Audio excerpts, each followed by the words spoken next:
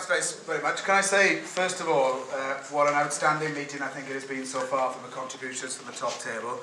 And I hope the discussion can pick up some of the points, because when I was asked to come and do the meeting, I jumped at the chance because it strikes me the situation we're in is one where there's fantastic opportunities for the labour and trade union movement in this country and internationally to really try to make gains, forge solidarity and try and turn the tide.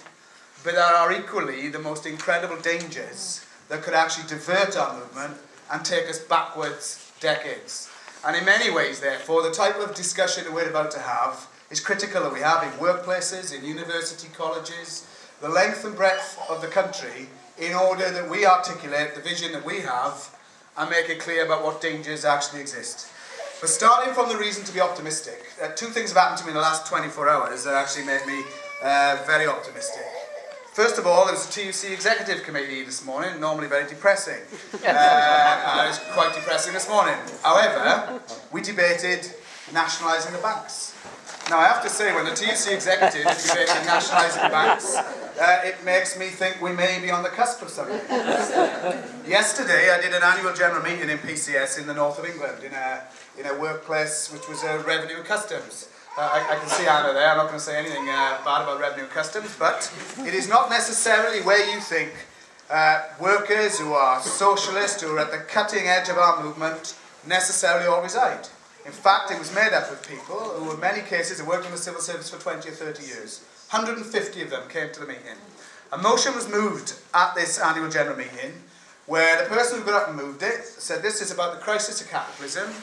He denounced the slogan British jobs for British workers, called for the nationalisation of the banks and came up with a whole list of demands and virtually got a standing ovation from the audience. Now, when you can go into a civil service workplace and actually articulate what are really radical demands and people think they are relevant to them, then it actually tells me that we've got some massive opportunities ahead of us if we can get the message right and if we're clear-headed about what we want to do but also understand the dangers.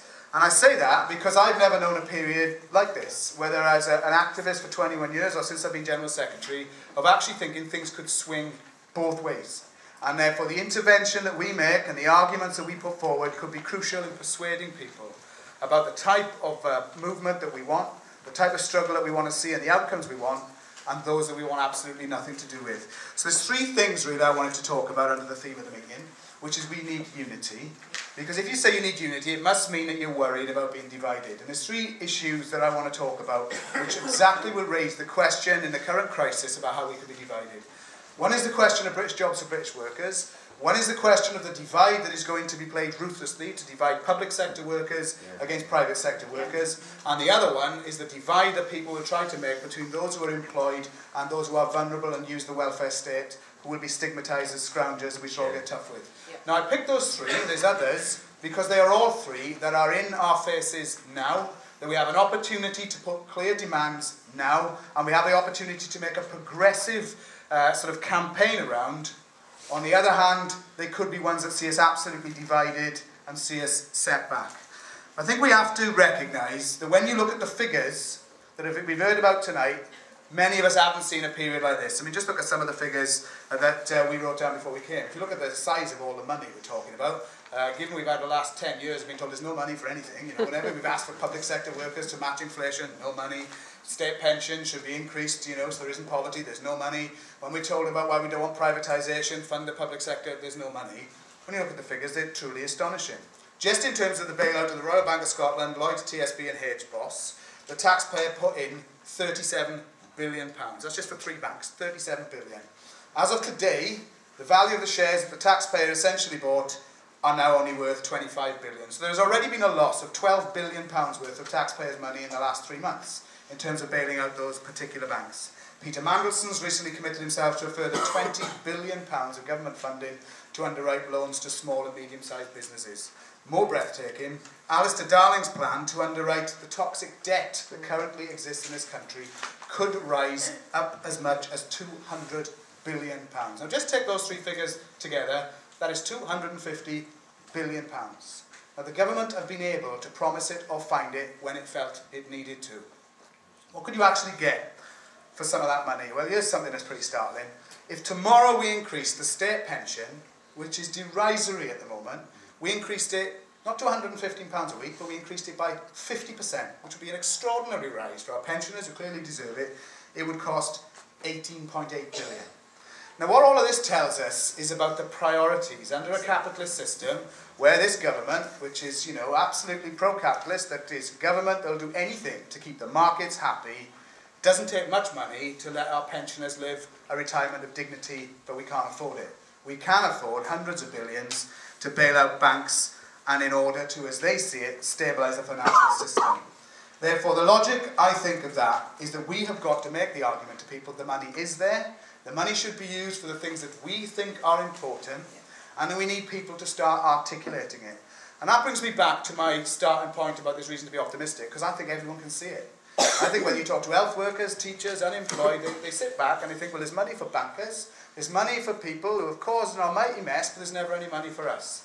There is a real chance, therefore, I think, if people are bold and are prepared to articulate in the trade union movement and in wider politics, that we could get a hearing that we have not had from working class people in Britain, and it is an opportunity I think that we've got to seize. In order to seize it, however, and I want to finish in a bit later with how we seize it, we have to be clear about the need for a political alternative to what exists at the moment and how we're going to get it, and the need for industrial unity where we can get it on the trade unions to confront some of the things that are happening in the here and now. So let me look at the three areas that I mentioned. Let's talk about, first of all, about welfare.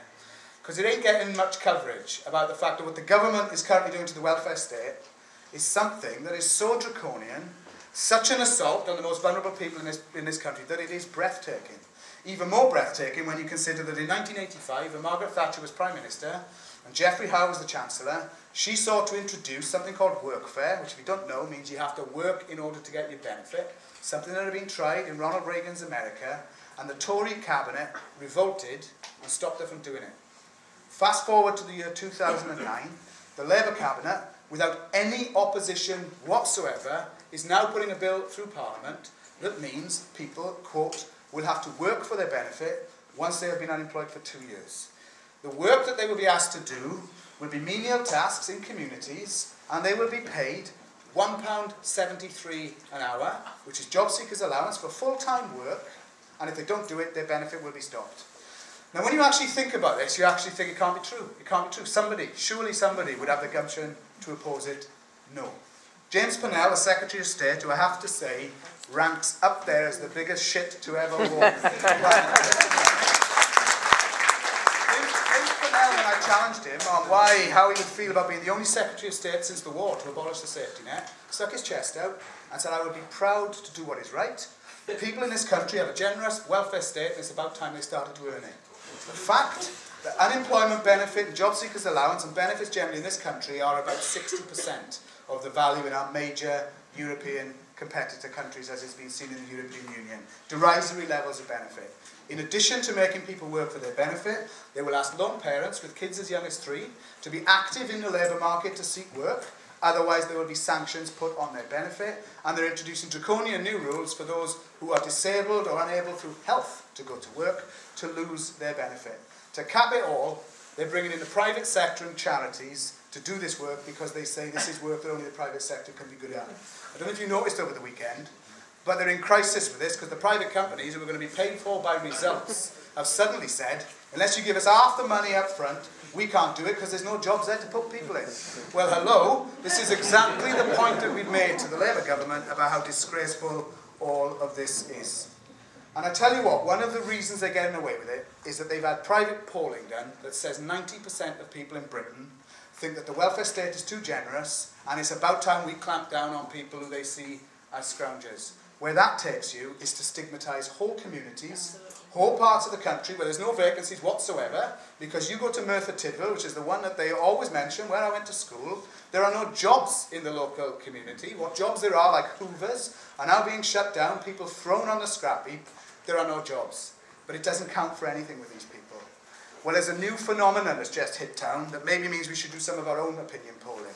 Because we represent the people in job centres and PCS, and what's suddenly happening is the people who are turning up who haven't got jobs are not the ones we've had to deal with for the last 20 years. They are suddenly bankers.